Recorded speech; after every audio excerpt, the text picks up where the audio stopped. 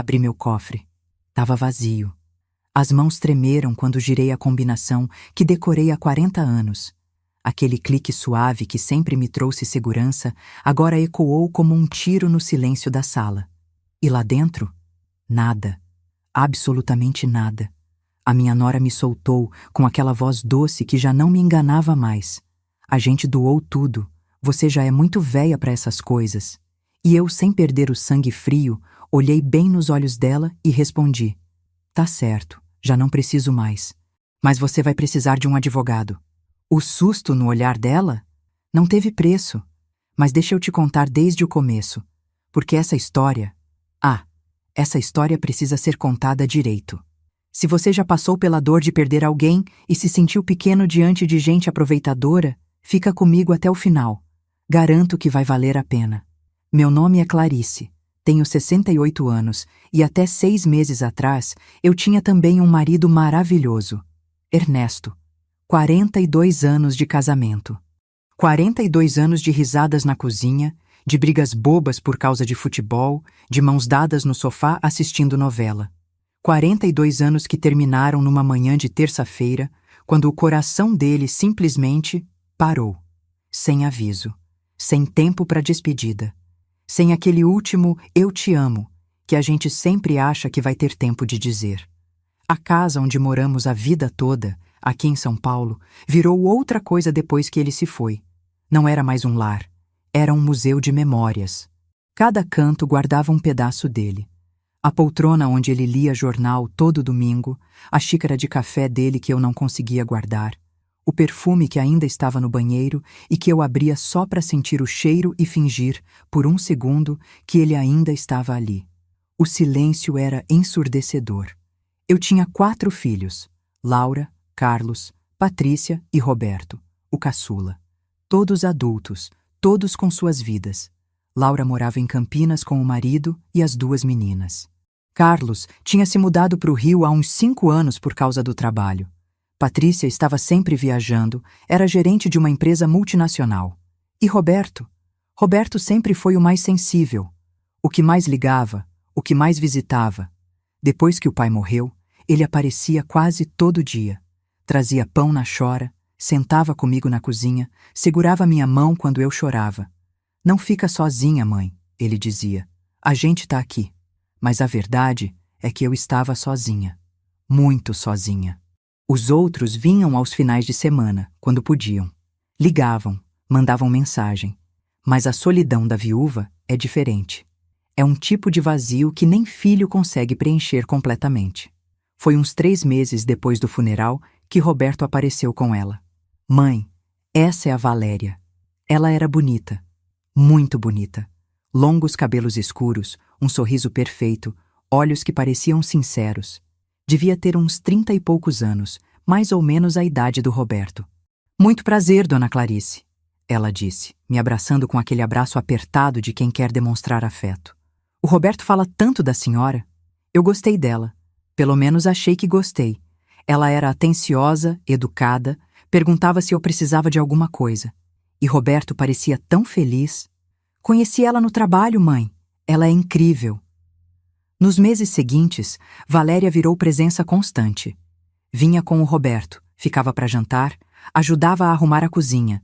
Conversava comigo sobre amenidades, me fazia companhia.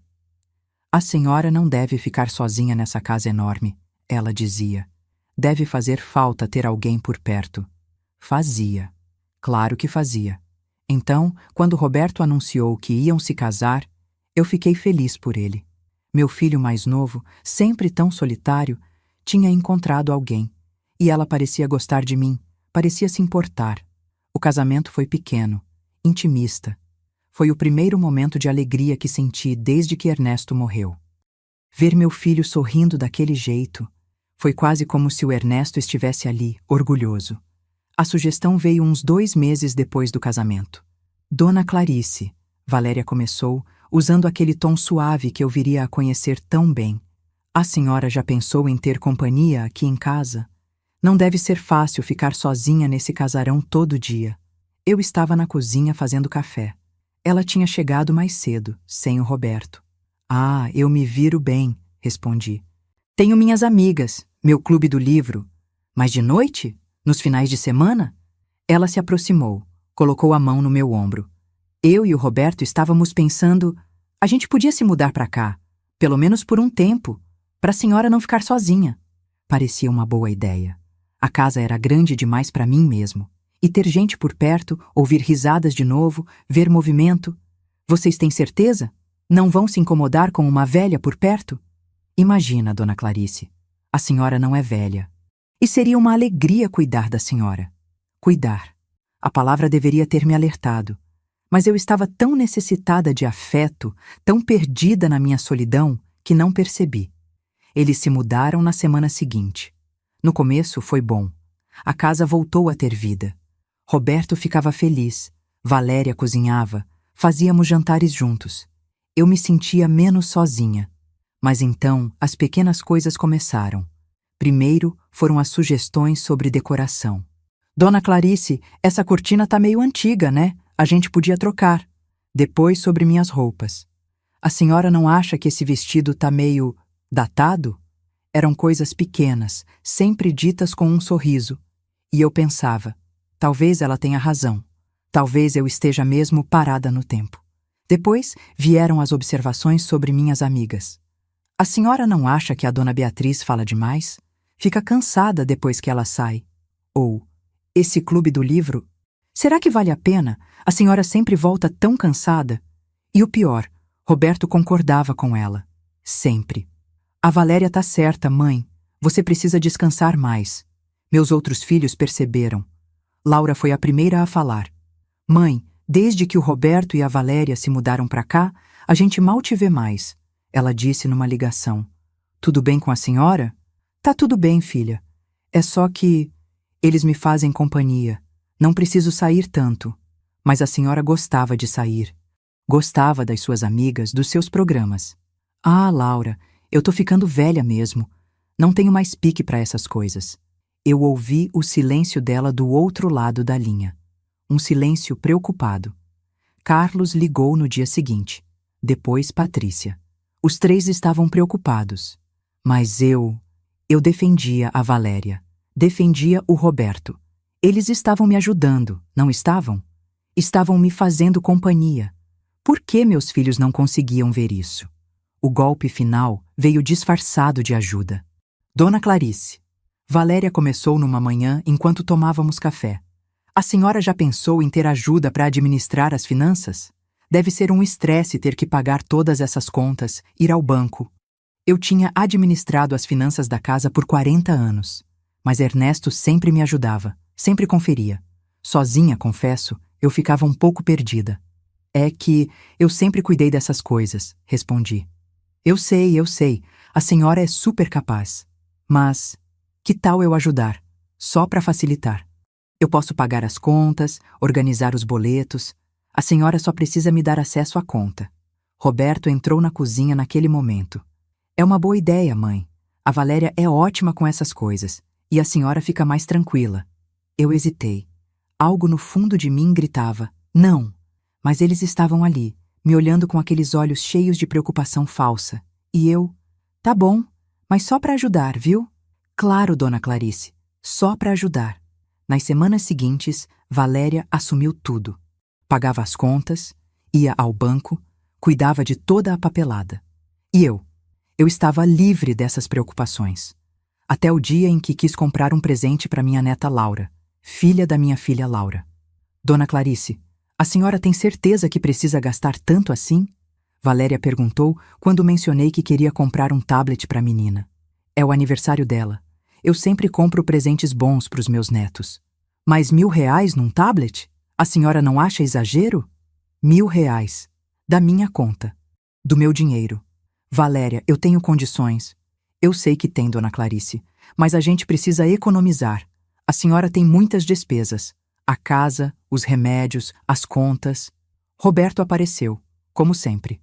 A Valéria tá certa, mãe. A gente precisa pensar no futuro. Não comprei o tablet. Comprei um presente mais simples, mais barato. E quando dei para minha neta, vi a tentativa dela de esconder a decepção. Vi o olhar da Laura, minha filha, me estudando com preocupação. Naquela noite, Deitada na minha cama, no meu quarto que agora parecia menor, mais sufocante, eu chorei. Chorei pela primeira vez desde que Valéria tinha chegado. E no fundo, bem no fundo, uma voz começou a sussurrar. Isso não está certo. As semanas se transformaram em meses e eu me sentia cada vez menor dentro da minha própria casa. O clube do livro? Ah, dona Clarice, a senhora não acha que é muito esforço? Fica tão cansada depois. As amigas? A dona Beatriz liga tanto. Não incomoda? Os outros filhos? Eles têm a vida deles, né, dona Clarice? A gente não pode ficar enchendo o saco. E sempre, sempre, Roberto concordando. Meu filho, meu caçula, que antes me defendia de tudo e de todos, agora estava do lado dela. Houve um momento particularmente humilhante. Eu tinha marcado de ir ao salão, fazer o cabelo. Era uma das poucas coisas que ainda me davam prazer. Aquela hora no salão, conversando com a dona Marta, cuidando de mim. Dona Clarice, a senhora tem certeza que precisa ir ao salão essa semana? Foi semana passada. Sim, mas eu gosto de ir. Me faz bem. É que, olha, eu não queria falar, mas a conta tá apertada esse mês. Talvez a senhora pudesse pular uma vez. Roberto estava assistindo TV na sala. Eu me virei para ele, esperando... Esperando o quê? Que ele me defendesse? Que dissesse que eu tinha direito de fazer meu cabelo quando quisesse? Mas ele só deu de ombros. A Valéria tá cuidando das contas, mãe. Se ela tá dizendo que tá apertado, eu não fui ao salão. E quando a dona Marta me ligou preocupada, Dona Clarice, tá tudo bem? A senhora nunca falta. Eu menti dizendo que estava resfriada. Depois daquele dia, eu comecei a me olhar no espelho de outro jeito. Os cabelos desgrenhados, as roupas simples que a Valéria dizia serem mais apropriadas para minha idade, a casa que já não parecia minha, eu tinha me tornado invisível, na minha própria casa, na minha própria vida. E o pior, eu tinha deixado, eu tinha permitido, por solidão, por medo de ficar sozinha, por acreditar que aquelas pessoas se importavam comigo. Laura tentou falar comigo de novo, e Carlos, e Patrícia, mas eu sempre os cortava. Vocês não entendem. O Roberto e a Valéria estão me ajudando. Mãe, a gente tá preocupado. A senhora mudou. Não sai mais, não ri mais. Eu tô bem. Vocês é que ficam inventando problemas.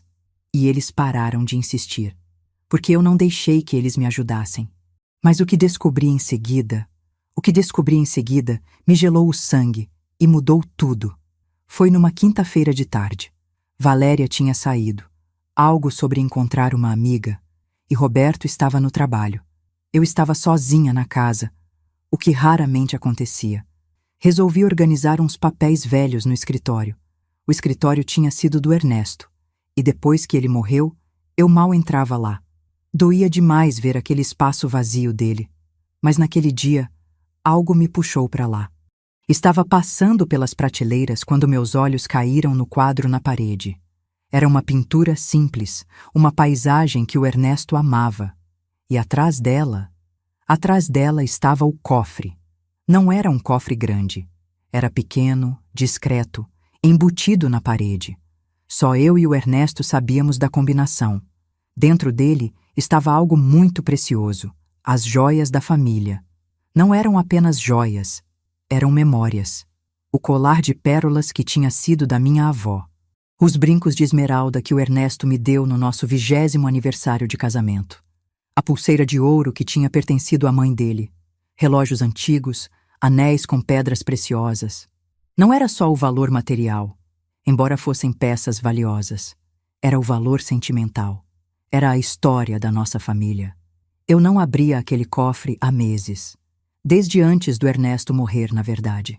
As joias ficavam lá, guardadas, esperando o dia em que eu as dividiria entre meus filhos e netos. Naquele dia, por algum motivo que até hoje não sei explicar, senti que precisava vê-las. Talvez fosse nostalgia. Talvez fosse uma forma de me conectar com o Ernesto. Talvez fosse intuição. Girei a combinação. O clique suave ecoou no silêncio do escritório. Abri a porta do cofre e meu coração parou. Vazio. Completamente vazio. As mãos tremeram Enfiei a mão lá dentro, como se as joias pudessem estar escondidas, como se meus olhos estivessem me enganando. Mas não havia nada. Nem uma peça, nem um anel. Tudo tinha sumido. Não sei quanto tempo fiquei ali, parada na frente daquele cofre vazio. Podiam ter sido minutos, podia ter sido horas. Minha mente tentava processar, tentava entender. Um assalto? Mas como?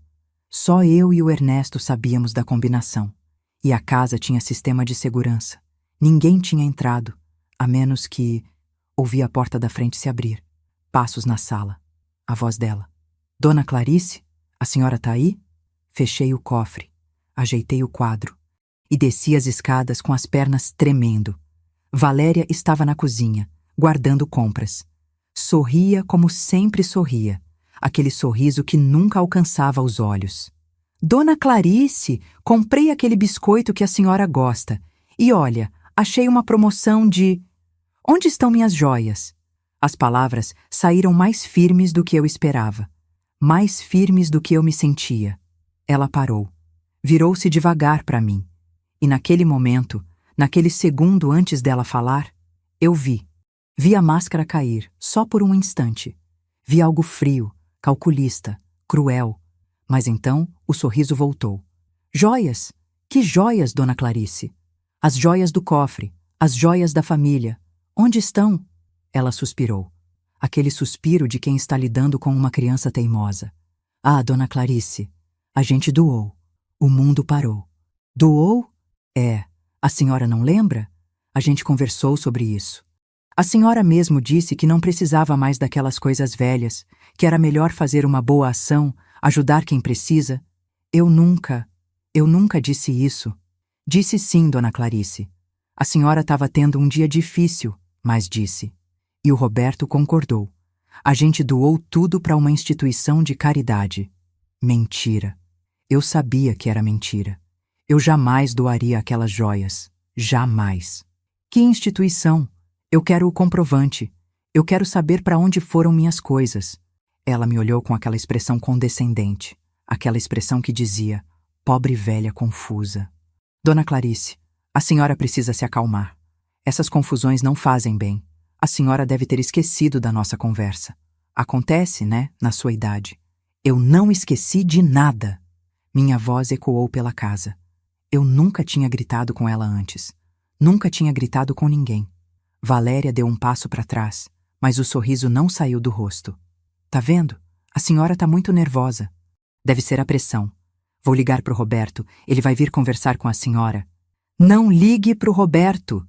Quero saber o que você fez com minhas joias. Ela me olhou. Realmente me olhou. E dessa vez não tinha máscara nenhuma. Você já é muito velha para essas coisas. As palavras caíram como pedras. Frias, cruéis, definitivas. Foi naquele momento que eu entendi. Entendi tudo.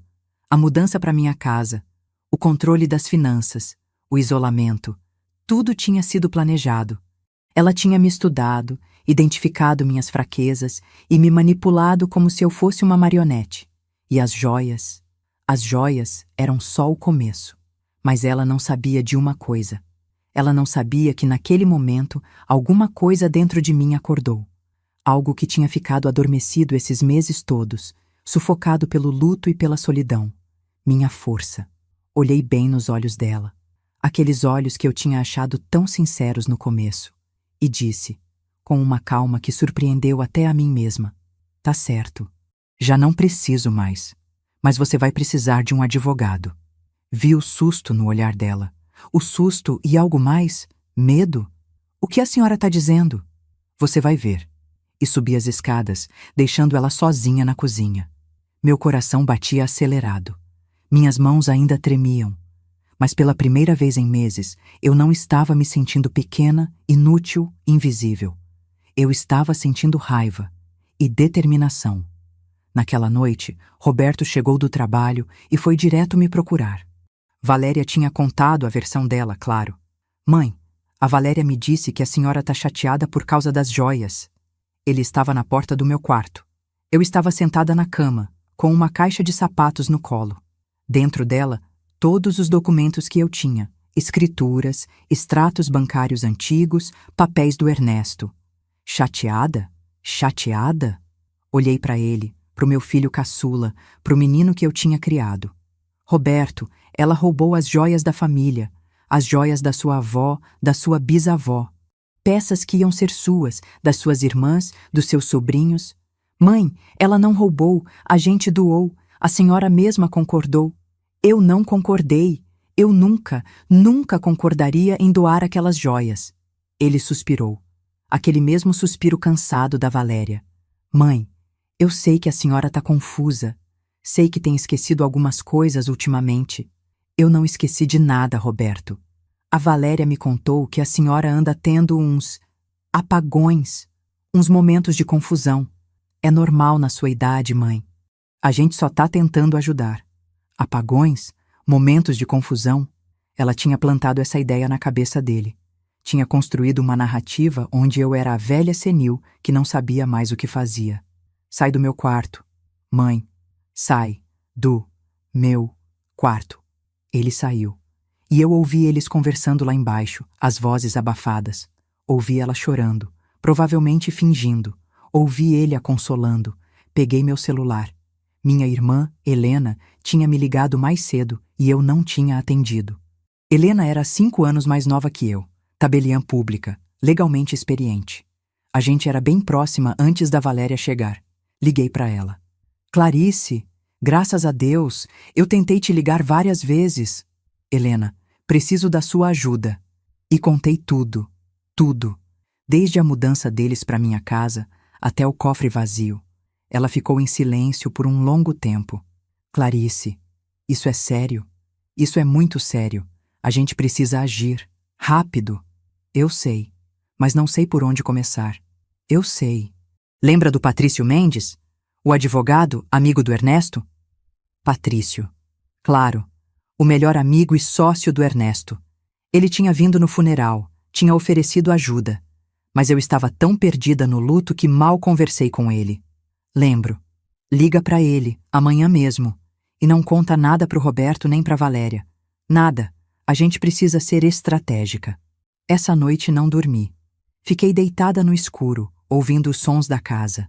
Ouvindo a vida deles acontecendo lá embaixo, risadas, TV ligada, a normalidade deles construída em cima da minha miséria.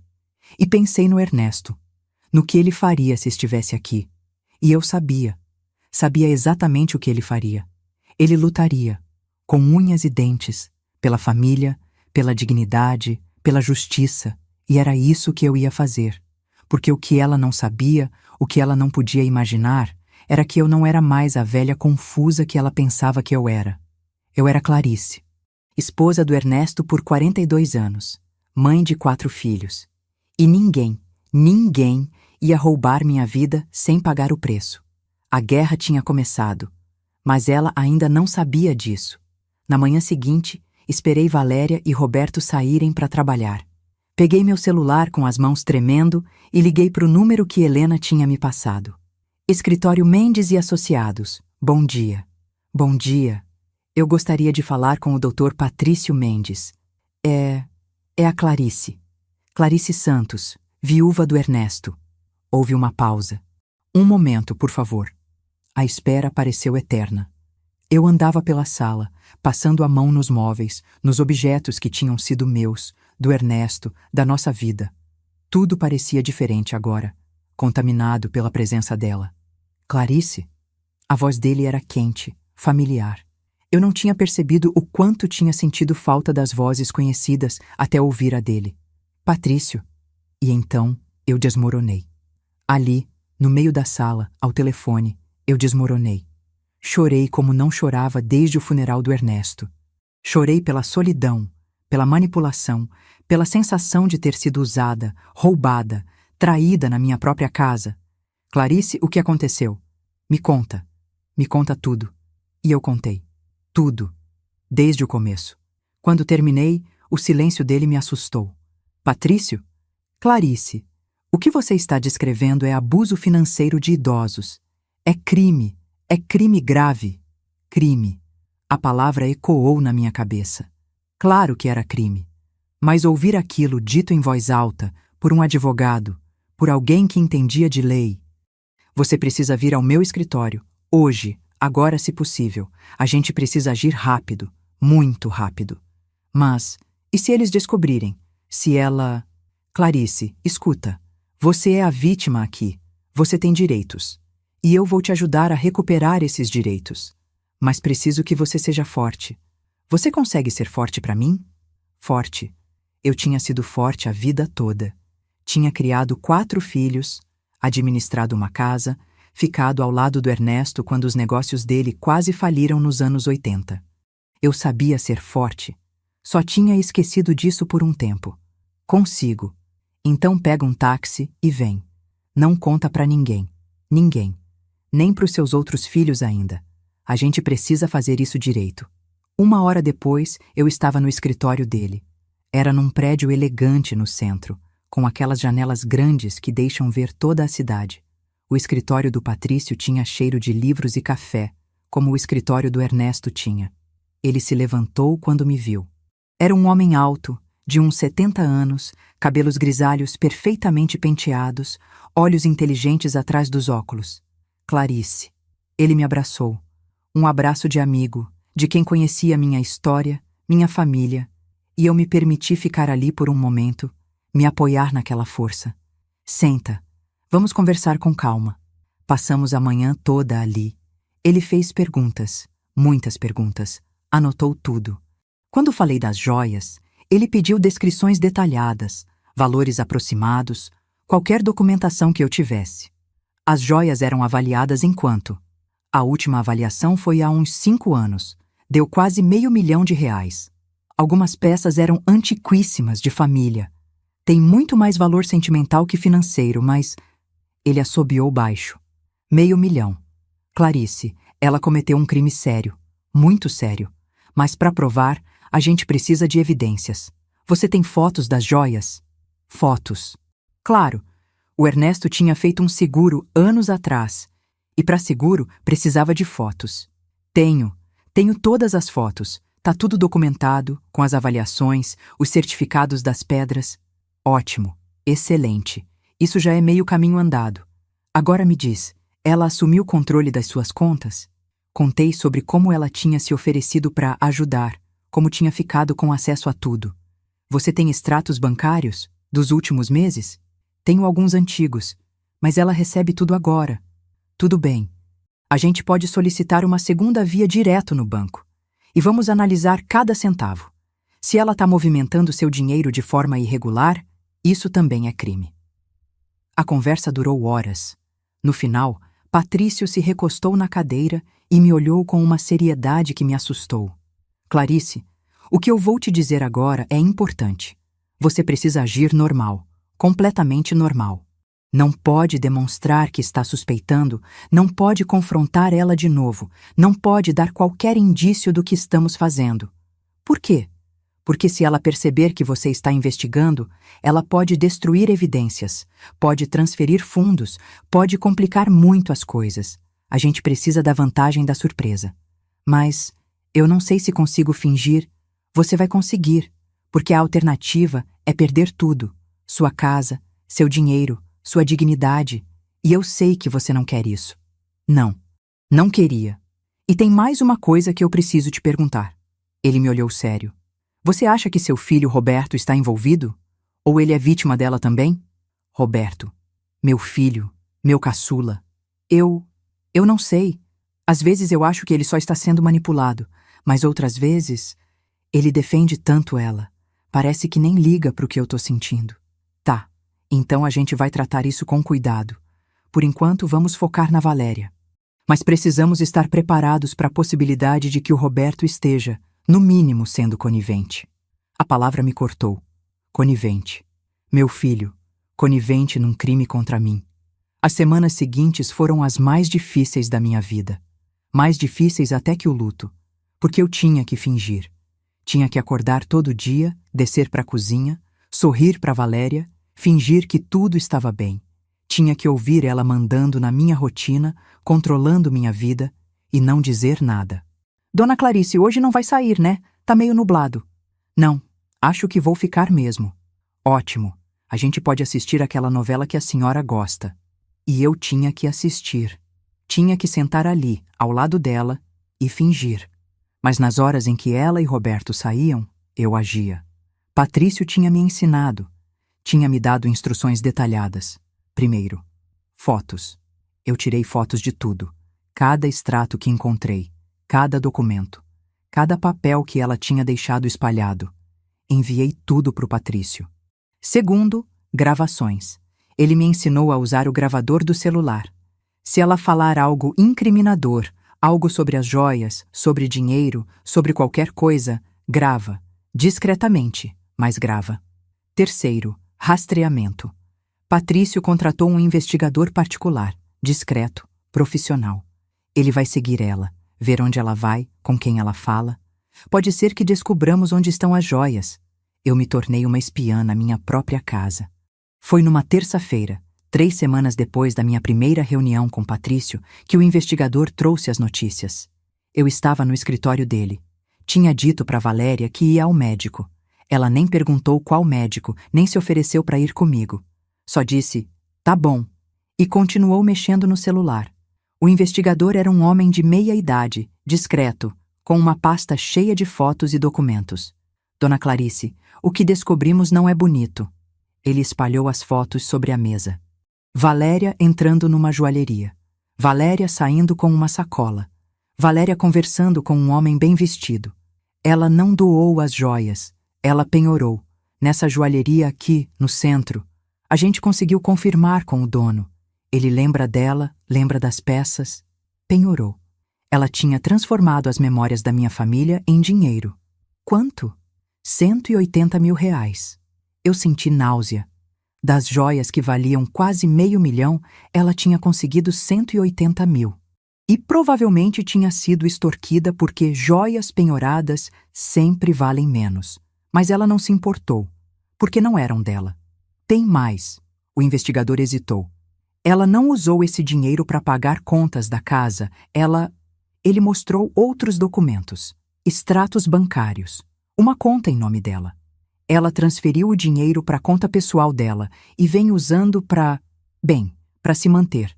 Roupas de grife, restaurantes caros, salão de beleza, enquanto te dizia que não tinha dinheiro para você fazer o cabelo.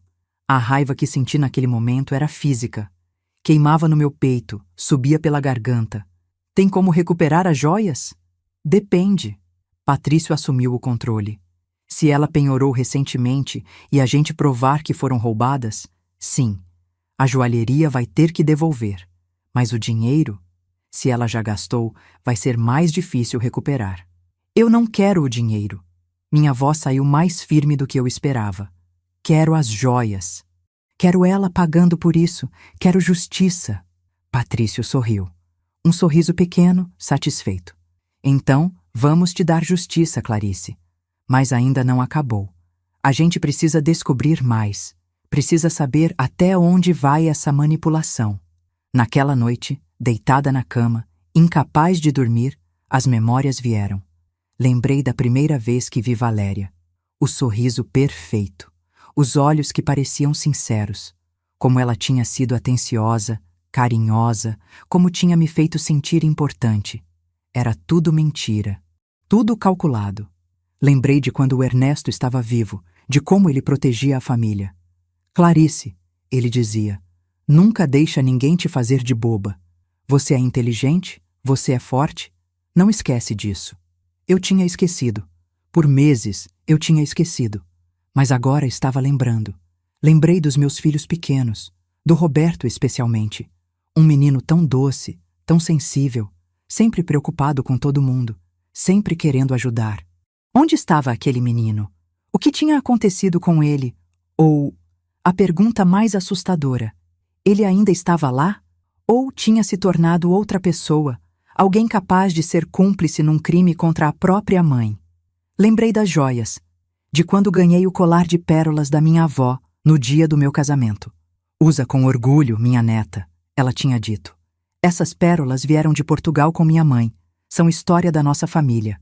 E eu tinha prometido que cuidaria, que passaria adiante. Agora, elas estavam em poder de estranhos, vendidas por alguém que nem tinha direito de tocá-las. As lágrimas vieram, silenciosas. Mas não eram lágrimas de derrota. Eram lágrimas de raiva, de determinação. Mais 2 semanas se passaram. Eu continuava a minha vida dupla, a Clarice submissa de dia, a Clarice guerreira às escondidas. Laura me ligou. Disse que queria vir me visitar no fim de semana. Claro, filha. Vem, vai ser bom te ver. Mas quando contei para Valéria, a resposta foi imediata. Ah, dona Clarice, justamente esse fim de semana? É que a gente tinha planos. Eu e o Roberto pensamos em fazer uma viagem curtinha, só nós 2. A senhora ficaria bem sozinha? Antes eu teria dito que sim. Teria me sentido um fardo, um incômodo. Mas agora, na verdade, acho ótimo. A Laura vem pra cá, fica comigo. Vocês aproveitem a viagem. Vi a frustração no rosto dela. Ela queria me isolar. Queria me manter longe dos meus filhos. Tem certeza? A Laura não vai te cansar muito? Tenho certeza. Aquele fim de semana com a Laura foi revelador de muitas formas. Sentadas na cozinha, tomando café, ela segurou minha mão. Mãe, o que está acontecendo? De verdade? E eu queria contar. Queria tanto contar. Mas Patrício tinha sido claro. Quanto menos gente souber, melhor, por enquanto. Tá tudo complicado, filha. É a Valéria? Eu não respondi. Não precisei. Ela leu no meu silêncio. Eu sabia. Eu sabia. Mãe, o Carlos, a Patrícia e eu, a gente tem conversado. A senhora mudou muito desde que ela entrou na sua vida. A gente sente que perdeu a senhora. Não perderam. Eu tô aqui. Mas não é a mesma senhora. A senhora que eu conhecia ia ao clube do livro, ria com as amigas, comprava presentes para os netos sem pedir permissão para ninguém. Aquilo doeu. Doeu porque era verdade. Laura, eu vou consertar isso, prometo. Só preciso de um pouco de tempo. Ela me olhou com aqueles olhos espertos dela. Ela tinha puxado ao pai. A senhora tá planejando alguma coisa. Não era uma pergunta. Talvez. Ela sorriu. E naquele sorriso vi o orgulho. Então pode contar comigo. Pro que a senhora precisar, eu tô aqui. Naquele momento, eu me permiti ter esperança. Esperança de que conseguiria. De que não estava sozinha. Mas o que eu ainda não sabia, o que eu ia descobrir nos próximos dias, ia mudar tudo novamente. Porque a verdade era ainda pior do que eu imaginava. Mais uma semana se passou. Eu continuava coletando evidências, agindo normal, fingindo ser a velha confusa que eles pensavam que eu era. Mas numa quinta-feira à noite, tudo mudou. Roberto e Valéria estavam na sala. Eu tinha subido cedo, dizendo que estava cansada, mas não conseguia dormir. Desci para pegar um copo d'água, sem fazer barulho. E então ouvi. Não aguento mais, Roberto. Ela é um peso morto. Vive no passado, não aceita ajuda, fica pegando no meu pé. Era a voz dela. Valéria. Mas diferente. Sem aquele tom doce, controlado. Era ríspida, irritada. Parei na escada, fora da vista deles. Calma, Val. Eu sei que é difícil, mas... Difícil? Você não faz ideia. Eu não casei com você para ser babá da sua mãe. Ela não precisa de babá, só de companhia. Companhia? Roberto, abre os olhos. Ela vai viver mais 20 anos. 30. E a gente vai ficar aqui, nessa casa velha, cuidando dela, esperando ela morrer para finalmente ter uma vida? Cada palavra era uma facada. Eu me segurei na parede, as pernas fracas. Não fala assim. Por que não? É a verdade. E você sabe disso. Ou vai me dizer que você não pensa nisso? Em quanto tempo a gente vai ter que esperar? Silêncio. Um silêncio longo, terrível. Às vezes eu penso, sim, meu filho, meu caçula, pensando em quanto tempo eu ainda ia viver. Então você entende. A voz dela ficou mais suave, manipuladora. A gente tem que acelerar as coisas. A gente não pode esperar que a natureza siga seu curso. A gente precisa agir. Agir como? A gente já conversou sobre isso. O asilo. É a melhor opção. Ela vai estar segura, cuidada e a gente pode vender a casa, investir o dinheiro. Mas ela nunca vai concordar. Ela não precisa concordar. A gente faz uma avaliação psicológica, prova que ela não tem mais capacidade de decidir por si mesma. Com aqueles apagões que ela tem, apagões que eu nunca tive, apagões inventados por ela. Não sei, Val, é minha mãe. E você acha que ela se importa com você? Se importasse, não seria tão difícil, tão teimosa. Roberto, ela tá segurando a sua vida, a nossa vida. Essa casa vale quase 2 milhões. 2 milhões. A gente pode vender, comprar um apartamento moderno, investir o resto, viajar. E meus irmãos? Eles nunca vão concordar. Seus irmãos mal aparecem aqui. A Laura vem uma vez por mês quando vem. O Carlos mora no Rio. A Patrícia vive viajando. Quem tá aqui cuidando dela somos nós. A casa deveria ser nossa de direito. Eu tinha ouvido o suficiente. Mais do que o suficiente. Voltei pro meu quarto em silêncio, mas não pelas escadas. Tinha uma escada de serviço nos fundos, que dava direto no meu quarto. Subi por ali, tremendo. Sentei na cama. Peguei meu celular e liguei pro Patrício. Ele atendeu no segundo toque. Clarice, tudo bem? Patrício, eu ouvi. Ouvi tudo. E contei. Cada palavra. Cada plano. Quando terminei, o silêncio dele me assustou. Patrício? Clarice, isso é muito grave. Muito mais grave do que a gente pensava. Ela não está só roubando de você. Ela está planejando te internar contra a sua vontade. E isso é sequestro. É cárcere privado. É crime gravíssimo. E o Roberto, ele concorda, ele sabe. Eu sei que dói, mas a gente precisa agir agora. Não podemos esperar mais. O que a gente faz? Amanhã. Amanhã a gente se encontra. E vamos montar nosso contra-ataque. Você consegue gravar essas conversas? Gravar? Se eles falarem sobre isso de novo, você consegue gravar? Discretamente? Pensei na minha irmã Helena. Ela tinha me dado um gravador pequeno, semanas atrás, justamente para isso. Consigo. Ótimo. Então amanhã, 9 da manhã, no meu escritório. E Clarice? Sim? Você é mais forte do que imagina. E nós vamos ganhar isso. Nos dias seguintes, eu me tornei uma mulher diferente. Não era mais a Clarice fragilizada, perdida no luto. Era uma guerreira, uma estrategista. Carreguei o gravador comigo o tempo todo. E eles, confiantes de que eu não sabia de nada, não se preocupavam em baixar a voz. Consegui gravações de conversas sobre os planos de me internar. Não precisa ser permanente, só até conseguirmos a curatela. A venda da casa, a imobiliária já avaliou 2 milhões e 200. Como dividir o dinheiro? A gente pode dizer que foi para cuidados médicos dela. Cada gravação era uma evidência. Cada palavra era uma condenação. E o pior, Roberto estava em todas, concordando, planejando, traindo. Meu filho tinha se tornado um estranho. Foi numa reunião com Patrício que a dimensão total do que estava acontecendo ficou clara. Ele tinha os extratos bancários completos. 6 meses de movimentações. Clarice, ela não estava só roubando as joias. Ela estava desviando dinheiro há meses. Ele me mostrou os números, saques constantes, transferências, pagamentos. Ao todo, ela desviou cerca de 320 mil reais. 320 mil. Além dos 180 mil das joias, R$500 mil. Metade da minha economia. Metade do que o Ernesto e eu construímos em 42 anos de vida. Como eu não percebi?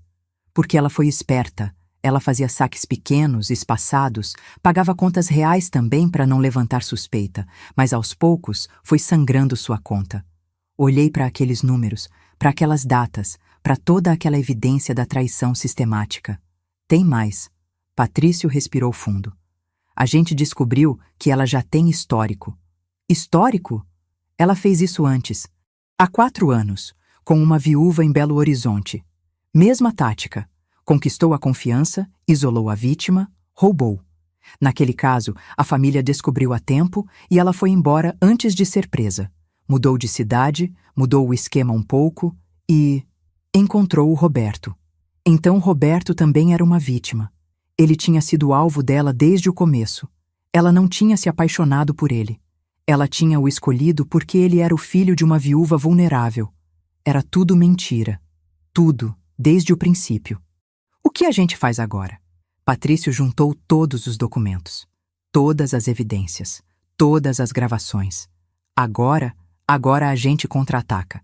Patrício explicou cada detalhe. Seu aniversário é semana que vem, certo? Era verdade. Eu ia fazer 69 anos. A gente vai fazer uma festa. Pequena, só família próxima. Seus outros filhos, sua irmã Helena, você vai convidar, vai insistir. E se eles não quiserem? Eles vão querer, porque vai parecer inofensivo. Vai parecer uma festa de velha. Eles vão achar que tem tudo sob controle. Entendi o que ele estava planejando. Durante a festa, a gente vai expor tudo. Na frente de todo mundo, as gravações, os extratos, as evidências. Mas, e se ela negar? E se o Roberto... Clarice, a gente tem provas irrefutáveis. A voz dela gravada. Os extratos com o nome dela. Os recibos da joalheria. Ela não vai ter como negar. E o Roberto, bem, ele vai ter que escolher. A esposa criminosa ou a mãe. Era arriscado. Era confrontador. Era perfeito. E tem mais uma coisa que você precisa fazer antes. O quê? Você precisa falar com seus outros filhos, Laura, Carlos, Patrícia. Eles precisam saber o que está acontecendo. Precisam estar preparados para o dia da festa. Mas você disse... Eu sei o que eu disse, mas agora é diferente. A gente precisa deles, e eles merecem saber a verdade. Ele estava certo. Marquei um almoço com meus 3 filhos. Disse que era urgente. Disse que precisava deles. Nos encontramos num restaurante no sábado. Longe de casa, longe de ouvidos indiscretos. Quando contei tudo, cada detalhe, cada descoberta, cada traição, a reação deles foi imediata. Laura chorou.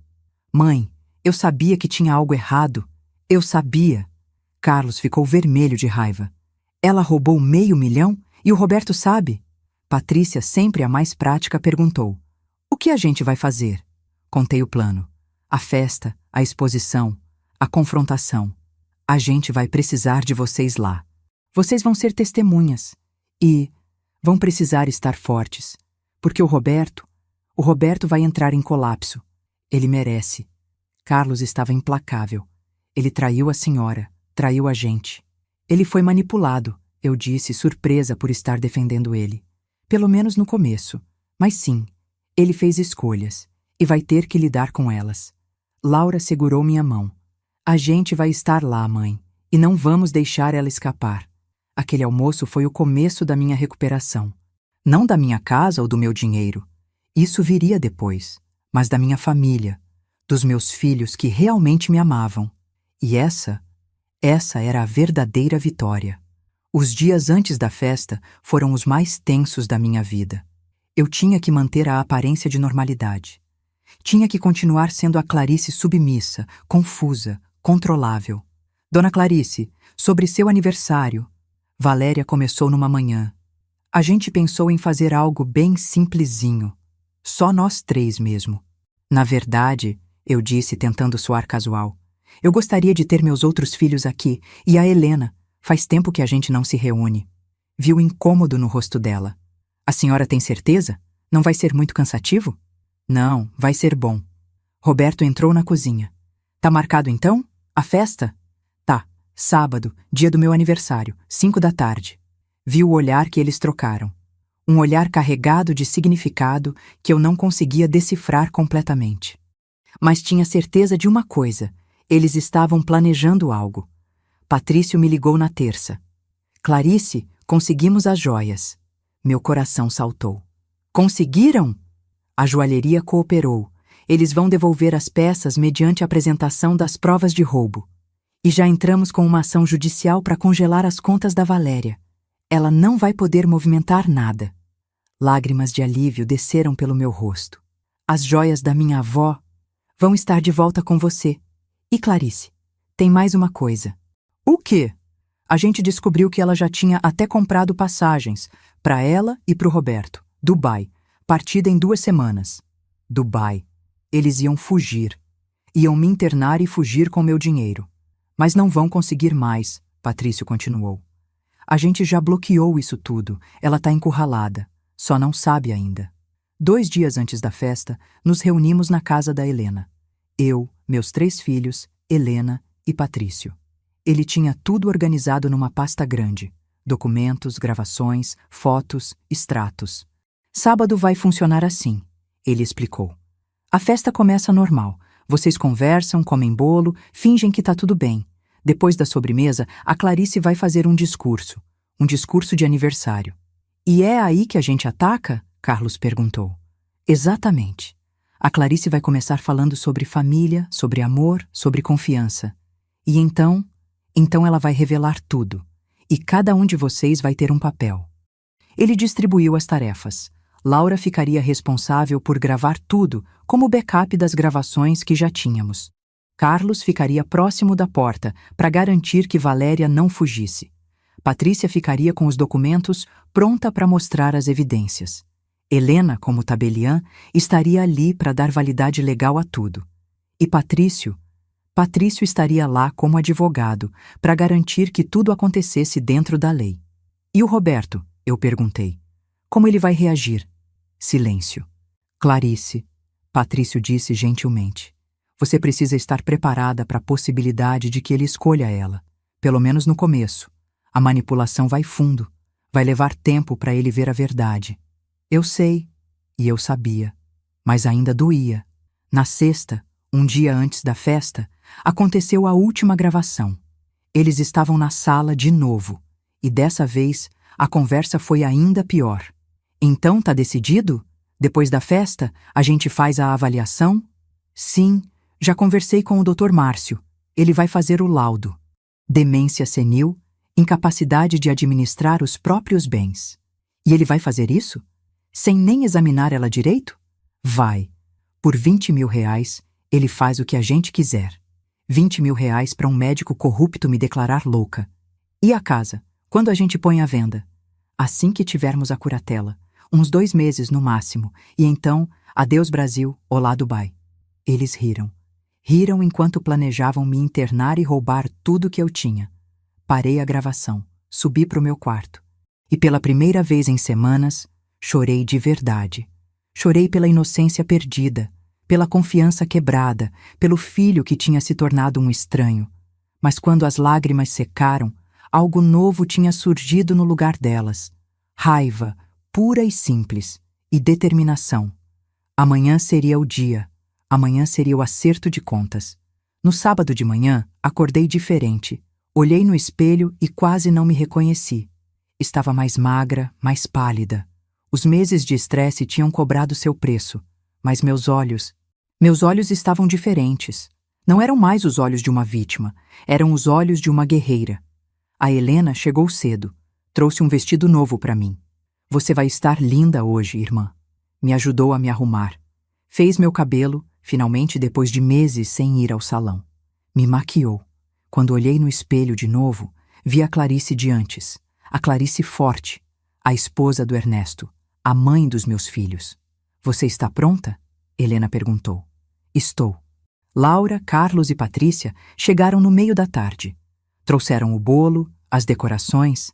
Valéria e Roberto pareceram surpresos com toda a movimentação. Nossa, dona Clarice, a senhora exagerou, Valéria disse, mas o sorriso não alcançava os olhos. É meu aniversário. Merece ser comemorado. Patrício chegou pontualmente às 5. Cumprimentou a todos educadamente, inclusive Valéria e Roberto. Patrício Mendes, advogado e velho amigo da família. Ele se apresentou. Vi o desconforto de Valéria. Mas ela manteve a compostura. Prazer. A festa começou. Conversamos, comemos, bebemos. Por fora era uma reunião familiar normal. Por dentro era um campo de batalha esperando para explodir. E então chegou a hora.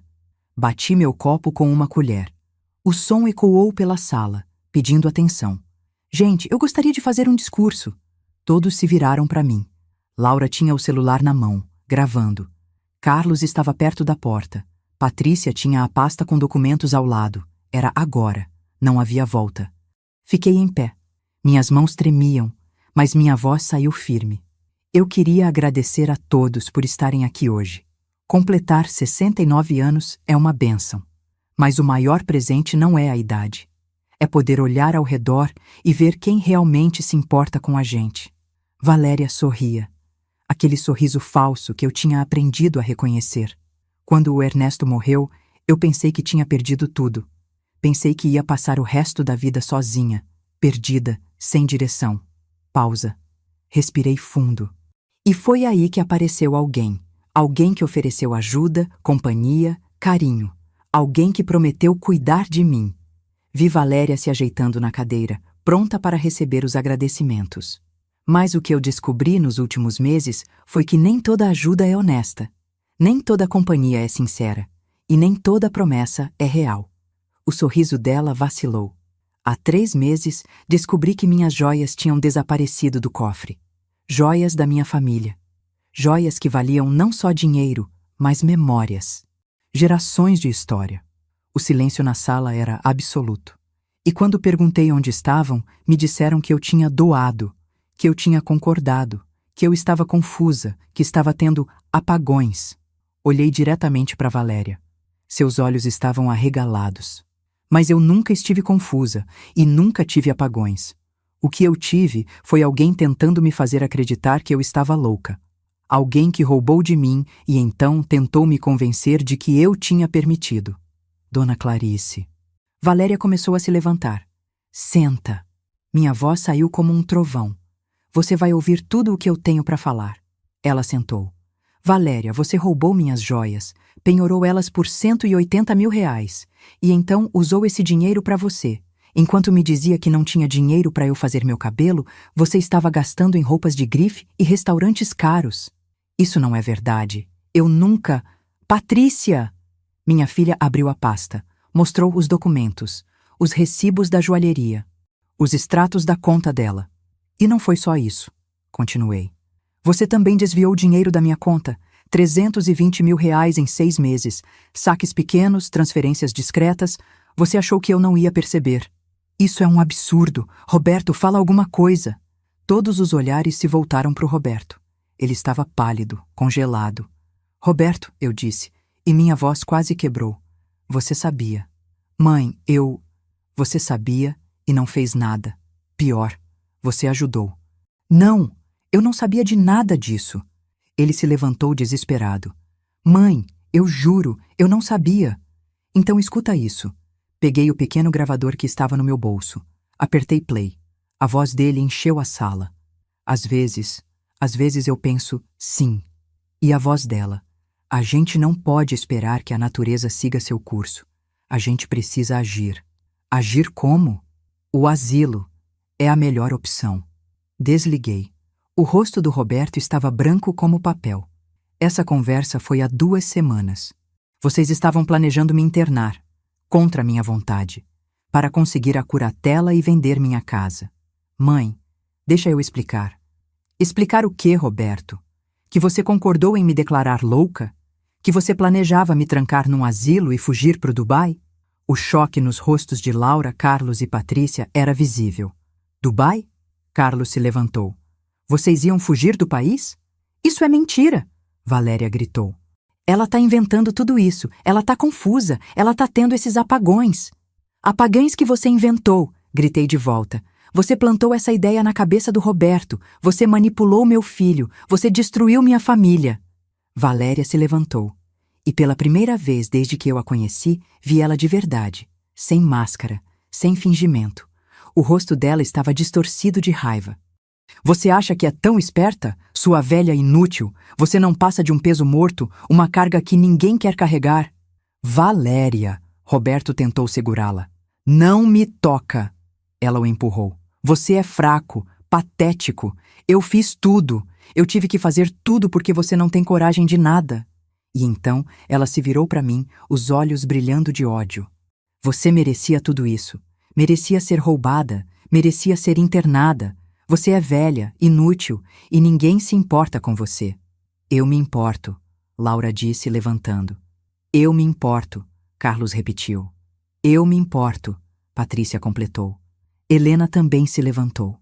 E eu me importo. Valéria olhou ao redor, percebendo talvez pela primeira vez que estava perdida. Roberto, Ela se virou para ele, a voz agora suplicante. Fala alguma coisa. Defende a gente. Mas Roberto estava olhando para ela como se a visse pela primeira vez. A gente? Ele disse, a voz quebrando. Não existe a gente, Valéria. Nunca existiu. Existiu? Claro que existe. A gente é casado. A gente tem planos. Planos que envolviam roubar minha mãe. Planos que envolviam internar minha mãe. Ele deu um passo para trás. Que tipo de pessoa faz isso? O tipo de pessoa que você concordou em ser, eu disse, e não havia gentileza na minha voz. O tipo de pessoa que virou as costas para a própria mãe. Roberto desmoronou. Literalmente, caiu de joelhos, as mãos no rosto.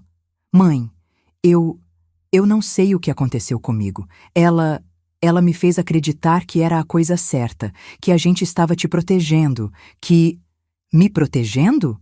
Olhei para ele, para o meu filho de joelhos no chão. Me protegendo de quê? De você mesma. Ela disse que você estava ficando senil, que ia se machucar, que... E você acreditou, sem questionar. Sem perguntar para os seus irmãos, para Helena, para ninguém. Eu sei. Ele estava chorando agora. Eu sei. Eu fui fraco. Fui um covarde. Para com isso, Valéria rosnou. Você tá caindo no joguinho dela. Ela tá manipulando você agora. Manipulando? Laura explodiu. Quem tá manipulando ele há meses é você. Nossa mãe tá mostrando provas, documentos, gravações, e você ainda tem coragem de... São provas falsas, forjadas. Essa velha... Chega! A voz de Patrício cortou a discussão. Ele se levantou, imponente, profissional. Valéria, você está sendo acusada formalmente de roubo, apropriação indébita, abuso financeiro de idoso e tentativa de cárcere privado.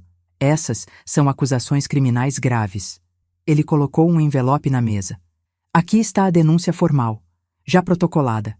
E aqui, outro envelope. Uma ordem de restrição. Você tem 24 horas para deixar esta casa e não pode mais se aproximar da Clarice sob pena de prisão. Valéria pegou os envelopes com mãos tremendo. Você não pode fazer isso. Já fiz. E tem mais. Ele sorriu, um sorriso frio. Suas contas estão congeladas. Suas passagens para Dubai canceladas. E as joias? As joias já foram recuperadas. O rosto dela perdeu toda a cor. Não. Sim. Acabou, Valéria. Acabou. Ela olhou ao redor, procurando uma saída, um aliado, qualquer coisa. Mas não havia nada. Roberto estava no chão, destruído. Laura, Carlos e Patrícia a olhavam com ódio. Helena estava séria, profissional, testemunhando tudo. Patrício era uma parede intransponível. E eu estava em pé, firme, olhando a mulher que tinha tentado me destruir. Você vai pagar por isso, ela sibilou. Você e sua família miserável. Não vou não, eu disse calmamente. Quem vai pagar é você, pelo que fez comigo, pelo que fez com o Roberto, pelo que tentou fazer com minha família. Carlos se adiantou. Eu vou ajudar você a fazer as malas. E não pensa em levar nada que não seja seu, porque a gente sabe exatamente o que é seu. E não é muita coisa. Valéria olhou para o Roberto uma última vez. Você vai se arrepender disso. Quando ela morrer e você ficar sozinho de novo, você vai se arrepender. Mas Roberto nem olhou para ela. Carlos a levou para fora. Laura e Patrícia foram junto, garantindo que ela não levasse nada que não fosse dela. E então fomos só eu, Roberto, Helena e Patrício. Roberto continuava no chão. Não tinha olhado para mim desde que as gravações tocaram. Levanta, Roberto. Ele olhou para cima, o rosto manchado de lágrimas. Eu não mereço. Não, não merece. Mas levanta mesmo assim. Ele se levantou cambaleante. Mãe, eu não sei nem por onde começar. Eu traí a senhora, traí meus irmãos, traí a memória do pai. Por quê? Precisava saber. Por que você deixou ela fazer isso? Ele respirou fundo. Quando o pai morreu, eu estava perdido, completamente perdido. E então apareceu a Valéria, linda, atenciosa, interessada em mim. Ninguém nunca tinha sido tão interessada em mim. Então, era sobre você, não sobre mim. No começo, era sobre a gente. Mas então ela começou a falar sobre a senhora, sobre como a senhora estava sofrendo, como seria melhor se a senhora tivesse cuidados. Como a gente podia ajudar? E o dinheiro? Os planos de me internar? Ele cobriu o rosto com as mãos. Foi aos poucos. Ela ia sugerindo, eu ia concordando. Sua mãe tá ficando confusa. Sua mãe precisa de ajuda profissional. A gente pode fazer uma vida melhor se... E eu deixei. Eu acreditei. Você escolheu ela ao invés de mim. Ele caiu de joelhos de novo. Eu sei. E eu nunca vou me perdoar por isso. Nunca. Mãe, eu perdi tudo. Perdi a senhora, perdi meus irmãos, perdi minha dignidade. E eu mereço. Eu mereço tudo isso. Olhei para o meu filho, para o menino que eu tinha criado, para o homem que ele tinha se tornado, para o monstro que ele tinha quase virado. E então olhei para Helena, buscando orientação. Ela apenas balançou a cabeça, deixando a decisão comigo. Roberto, eu disse, você tem duas escolhas. Você pode ir embora, pode seguir a Valéria, viver com as consequências das suas escolhas. Ou, ele me olhou, os olhos cheios de esperança desesperada. Ou você pode ficar, pode lutar para recuperar a confiança dos seus irmãos, da sua família, pode se divorciar dessa mulher e reconstruir sua vida. Mas não vai ser fácil, e não vai ser rápido. Eu fico, ele disse imediatamente. Eu fico. Mãe, por favor, me dá uma chance. Só uma. Eu vou provar que eu ainda sou seu filho. Você sempre foi meu filho. Mas ser filho não é só genética. É lealdade, é amor, é proteção. E você esqueceu disso. Eu sei, e eu vou lembrar. Todo dia eu vou lembrar. Olhei para Patrício. Ele assentiu quase imperceptivelmente. Tá bem. Você fica, mas com condições. Qualquer coisa. O que a senhora quiser. Primeira, você se divorcia dela. Imediatamente. Já vou começar os trâmites segunda-feira. Segunda, você vai fazer terapia. Porque você foi manipulado, sim, mas também fez escolhas. E precisa entender por quê. Vou fazer. Terceira, você vai trabalhar para compensar o dinheiro que ela roubou. Não tudo, mas uma parte, como símbolo. Vou compensar, tudo que eu puder. E quarta, eu respirei fundo. Você vai conquistar de novo a confiança dos seus irmãos. Não vou obrigar eles a te perdoarem. Você vai ter que merecer. Eu vou merecer. Vou passar o resto da vida merecendo. Laura, Carlos e Patrícia voltaram naquele momento. Valéria tinha ido embora. Ela foi, Laura anunciou. Levou só as roupas dela e saiu como uma fúria. Os três olharam para o Roberto, ainda de joelhos. O que ele está fazendo aqui? Carlos perguntou, a voz dura. Ele vai ficar, eu disse.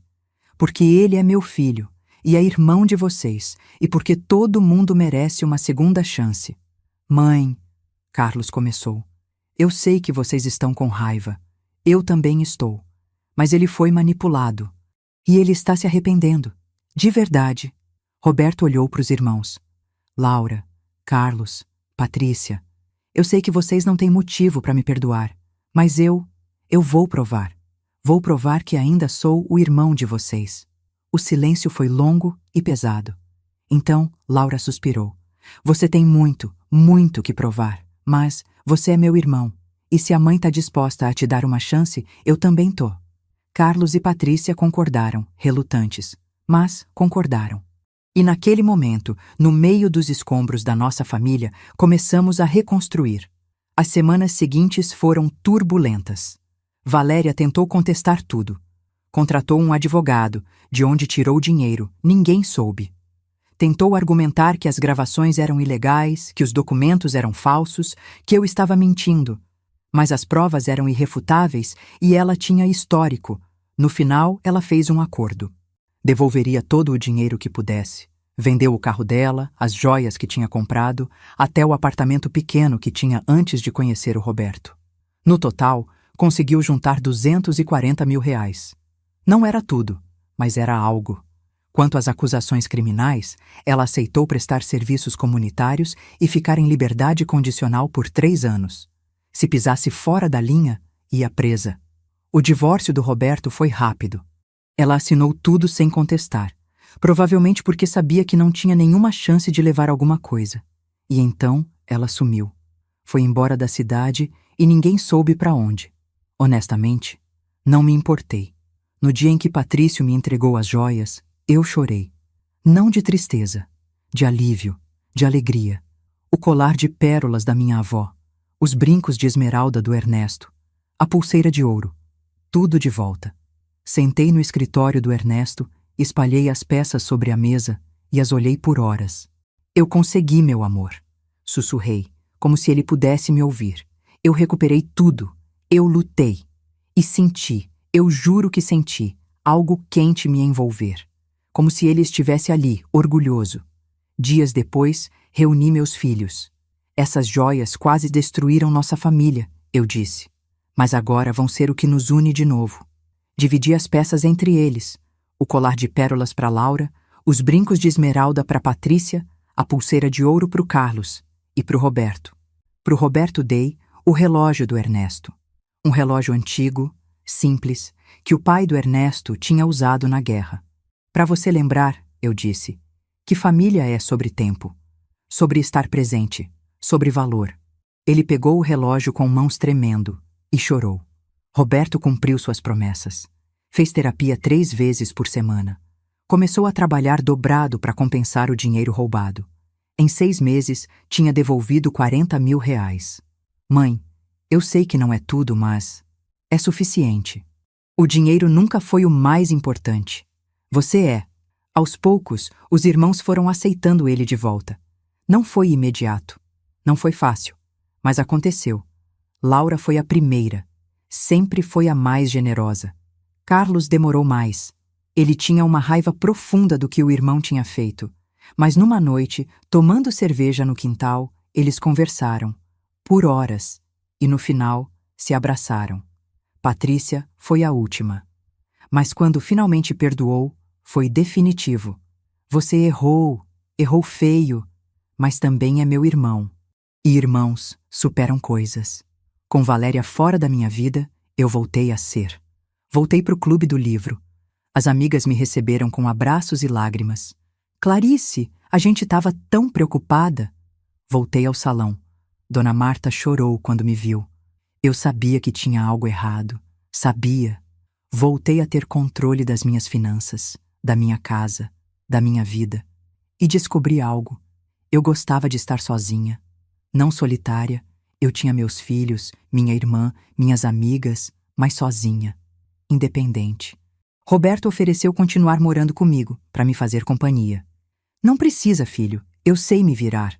Mas você pode visitar sempre que quiser. E ele visitava. Toda semana. Às vezes só para tomar café, às vezes para me ajudar com alguma coisa, mas sempre respeitando meu espaço. 3 meses depois da festa, Patrício me ligou. Clarice, você precisa vir aqui. Tem uma novidade. Cheguei no escritório dele intrigada. Lembra que a Valéria tinha devolvido 240 mil dos 320 que ela roubou? Lembro. Então, ela entrou em contato, ofereceu um apartamento. Um apartamento? Ela herdou de uma tia, aparentemente. Um apartamento de 2 quartos em Pinheiros, avaliado em exatamente 80 mil reais. O que falta da dívida? Olhei para ele desconfiada. Por que ela faria isso? Porque, se não fizer, a gente volta com as acusações criminais. E ela sabe disso. Vale a pena? Ele mostrou os documentos. Era um apartamento bom, bem localizado, sem dívidas. Vale, e fecha a conta dela, para sempre. Aceitei, porque era justiça. Não por vingança, mas por restituição. O apartamento virou um investimento. Aluguei para uma estudante de medicina. O dinheiro do aluguel vai para uma poupança para os meus netos. 1 ano depois da festa do meu aniversário, estou aqui, na minha casa, na minha sala, cercada pelos retratos da minha família. Roberto está casado de novo, com uma mulher de verdade dessa vez. Alguém que ele conheceu na terapia, ironicamente. Uma mulher gentil, transparente, que todos nós aprovamos. Laura continua em Campinas, mas visita mais. Trouxe as meninas para passar férias comigo. Carlos voltou para São Paulo. Disse que queria estar mais perto da família. Mora a 20 minutos daqui. Patrícia ainda viaja, mas sempre me liga. E quando volta, passamos dias inteiros conversando. Helena e eu somos mais próximas do que nunca. Ela foi minha rocha naqueles meses difíceis. E Patrício? Patrício virou mais que um advogado. Virou um amigo de verdade. Almoçamos juntos uma vez por mês, conversando sobre a vida, sobre o Ernesto, sobre como as coisas mudam. Às vezes, quando acordo de madrugada, penso no que poderia ter acontecido se eu não tivesse lutado, se eu tivesse aceitado ser a velha confusa que eles queriam que eu fosse. Estaria internada? Minha casa teria sido vendida?